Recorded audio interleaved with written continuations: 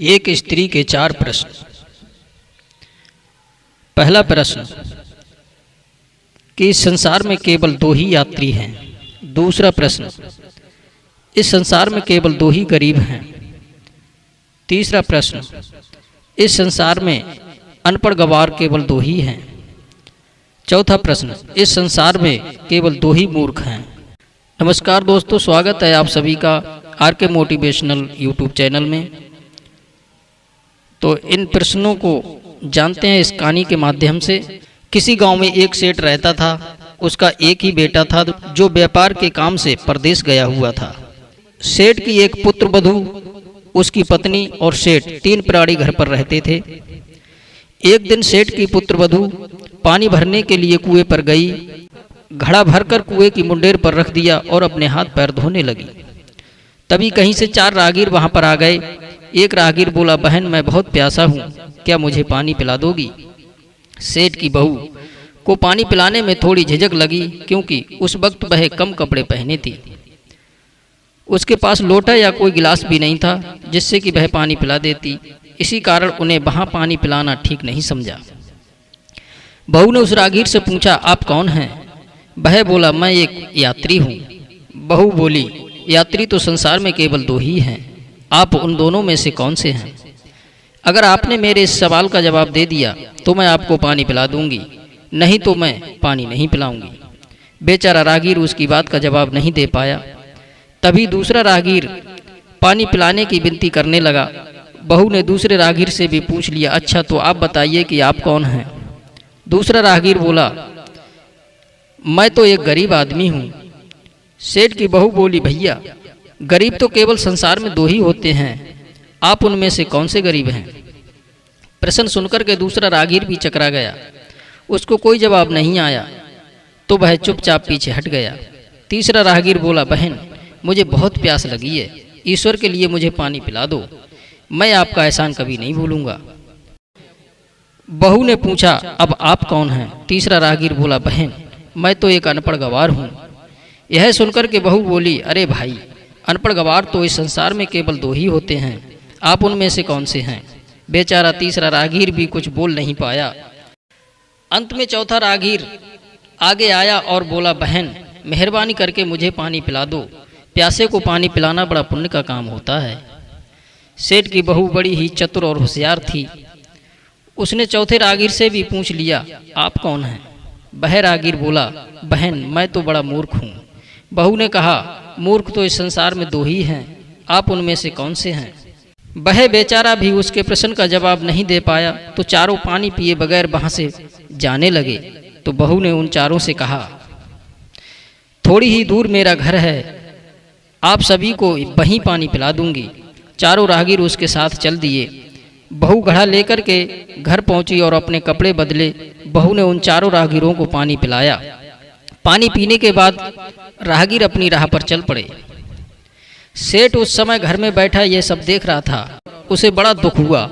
वह सोचने लगा, इसका पति तो व्यापार करने परदेश गया है और ये उसकी गैर हाजिरी में पराये मर्दों को घर पर बुलाती है, उनके साथ हंसती बोलती है, ये मेरा भी लिहाज नहीं करती।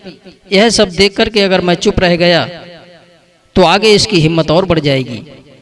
मेरे सामने गैर मर्दों से बतियाते से शर्म नहीं आती तो मेरे पीछे न जाने क्या करती होगी। बूढ़ा सोचने लगा कि बीमारी अपने आप ठीक नहीं होती तो उसके लिए वैद्य या डॉक्टर के पास जाया जाता है, क्यों ना इसका फैसला राजा पर ही छोड़ दूं।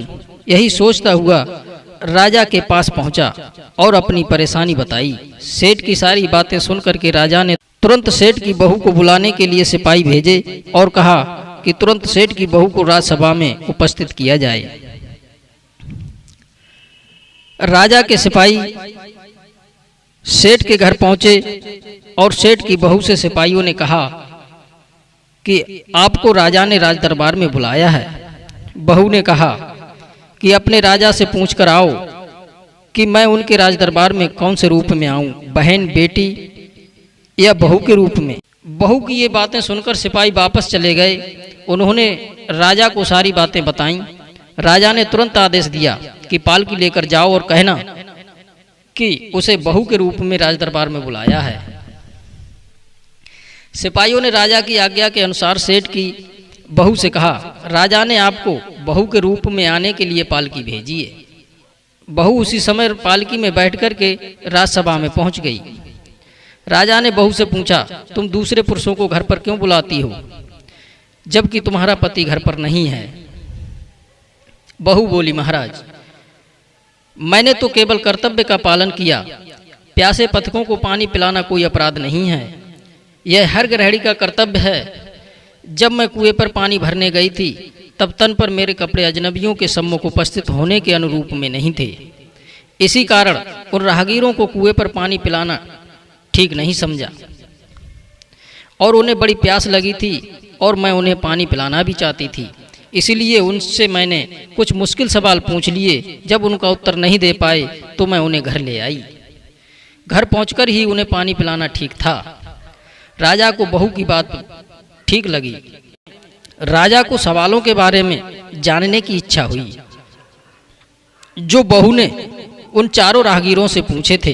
राजा ने सेठ की बहू से कहा, भला मैं भी तो सुनूं कि वे कौन से प्रश्न थे जिनका उत्तर वे लोग नहीं दे पाए। बहू ने तब वे सभी प्रश्न दोहरा दिए। बहू के सवाल सुनकर के राजा और सभासद चकित रह गए। फिर राजा ने बहू से कहा, तुम खुद ही इन प्रश्नों के उत्तर दो। हम अब तुमसे यह जानना चाहते हैं कि उनके उत्तर क्या हैं। बहू बोली, महाराज मेरी दृष्टि में पहले प्रश्न का उत्तर है कि संसार में सिर्फ दो ही यात्री हैं, वो हैं सूर्य और चंद्रमा। और मेरे दूसरे प्रश्न का उत्तर है, बहू और गाय। इस पृथ्वी पर ऐसे दो ही प्राणी हैं जो केवल गरीब हैं। अब तीसरे प्रश्न का उत्तर सुनाती हूँ। महाराज हर इंसान के साथ हमेशा अनपढ़ गवारों की तरह जो हमेशा चलते रहते हैं वे हैं भोजन और पानी। चौथे आदमी ने कहा कि मैं मूर्ख हूँ और जब मैंने उससे पूछा कि मूर्ख तो इस संसार में केवल दो ही हैं, तुम उनमें से कौन से मूर्ख हो, तो वह उत्तर नहीं दे पाया। इतना कहकर के बहू चुप हो गई। राजा ने बड़े आश्चर्य से पूछा, क्या तुम्हारी नज़र में इस संसार में केवल दो ही मूर्ख हैं? हाँ महाराज, इस घड़ी इस समय मेरी नज़र में सिर्फ दो ही मूर्ख हैं। राजा ने कहा, तुरंत बताओ कि वे दो मूर्ख कौन हैं? इस पर बहू बोली, महाराज मेरी जान बख्श दी जाए तो मैं इसका उत्तर दूं। राजा को बड़ी उत्सुकता थी ये प्रश्न जानने की। वे दो मूर्ख कौन हैं? सो उसने बहू से तुरंत कह दिया, तुम निसंकोच होकर के कहो, मैं वचन देता हूँ तुम्हें कोई सजा नहीं दी जाएगी। बहू बोली, महाराज मेरे सामने इस वक्त बस दो ही मूर्ख हैं। फिर अपने ससुर की ओर हाथ जोड़ करके कहने लगी, पहले मूर्ख तो मेरे ससुर जी हैं जो पूरी बात जाने बिना ही अपनी बहू की शिकायत राज दरबार में की। अगर इन्हें शक हुआ ही था तो ये पहले मुझसे पूछ लेते, मैं खुद ही इन्हें सारी बातें बता देती। इस तरह घर परिवार की बेइज्जती तो नहीं होती। ससुर को अपनी गलती का एहसास हुआ। उसने बहू से माफ़ी मांगी। बहू चुप हो गई।